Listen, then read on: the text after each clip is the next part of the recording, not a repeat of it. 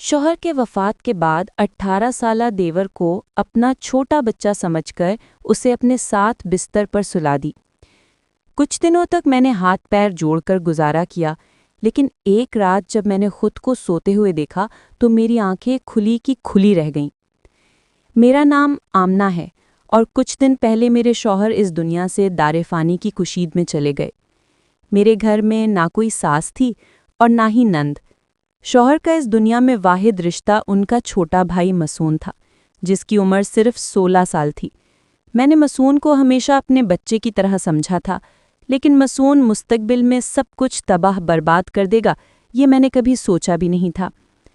میرا دیور مسون میری شادی کے دن بہت خوش تھا اور کہہ رہا تھا کہ اسے ایک نئی ماں مل گئی ہے، لیکن میری ماں ہمیشہ مجھے سمجھاتی تھی، بیٹا تمہارا دیور تمہارے لیے محرم نہیں ہے، یہ فاصلے رکھا کرو، کل کو جب وہ بڑا ہوگا تو تم پر پردہ لازمی ہوگا، ابھی سے اسے عادت ڈال لو کہ وہ تمہارے کمرے میں بغیر اجازت نہ آئے۔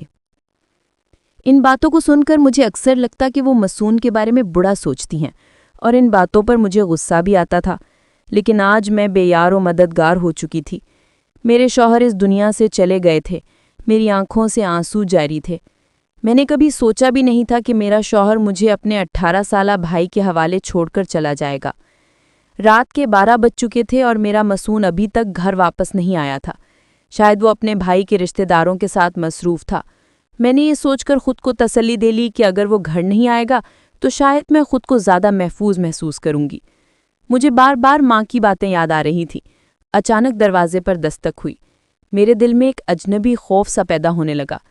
باہر سے مسون کی آواز آئی، بی بی دروازہ کھولو، میں ہوں۔ میں ہچکچاتے ہوئی دروازہ کھول دی۔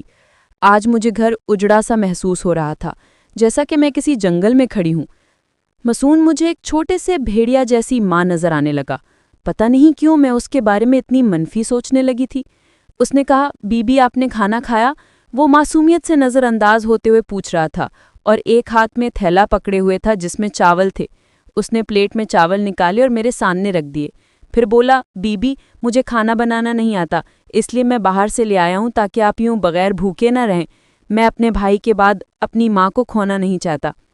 اس کی آنکھوں میں آنسو تھے، وہ مجھے ماں کہہ رہا تھا، لیکن ماں کی باتیں بار بار میرے ذہن میں گھوم رہی تھیں۔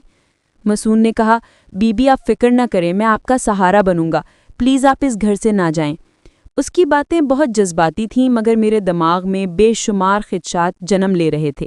پھر اس نے کہا، بی بی آپ اس کمرے میں سو جائیں، دوسرا کمرہ سیڑھی کے قریب ہے اور مجھے لگتا ہے کہ آپ کو وہاں نہیں سونا چاہیے۔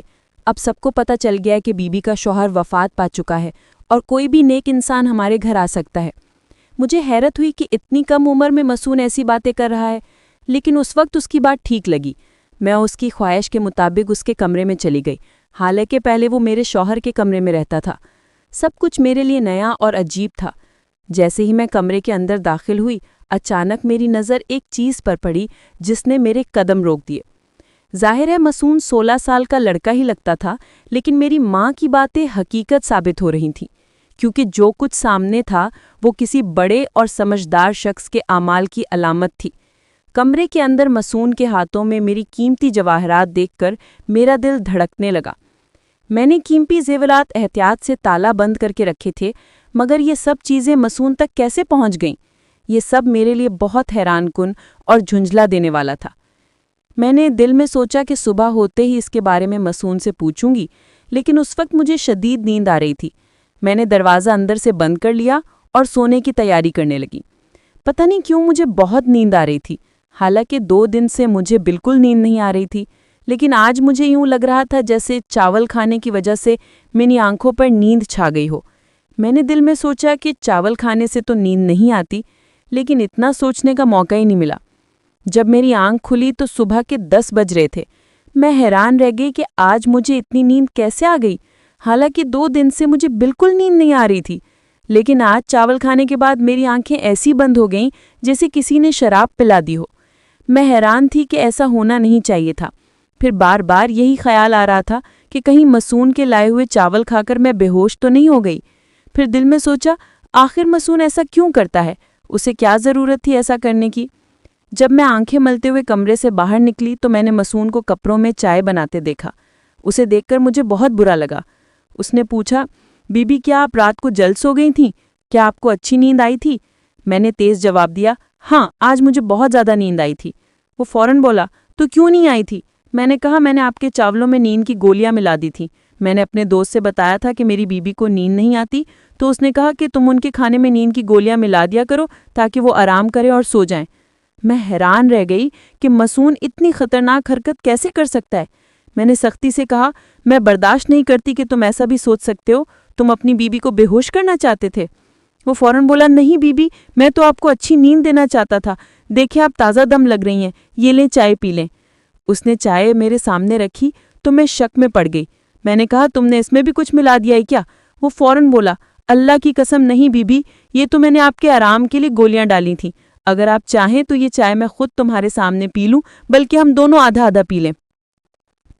پھر مسون نے اسی کپ سے چائے پی کر مجھے دکھائی تو میں مان گئی۔ میں نے کہا، ٹھیک ہے، معاف کرو، میں تمہارے بارے میں شک میں مبتلا ہو گئی تھی۔ جب میں اپنے بھائی مسون کے چہرے کو دیکھتی تھی تو اس کی معصومیت پر یقین آتا تھا، کیونکہ واقعی اس کے چہرے پر بہت زیادہ معصومیت تھی۔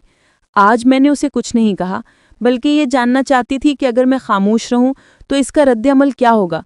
البتہ آج جو کچھ میں نے اس کے کمرے میں دیکھا تھا، اس کی کوئی معافی نہیں تھی۔ دوستوں، اگر کہانی پسند آئی ہو تو ویڈیو کو لائک کریں اور چینل سے سبسکرائب کرنا نہ بھولیں۔ شکریہ۔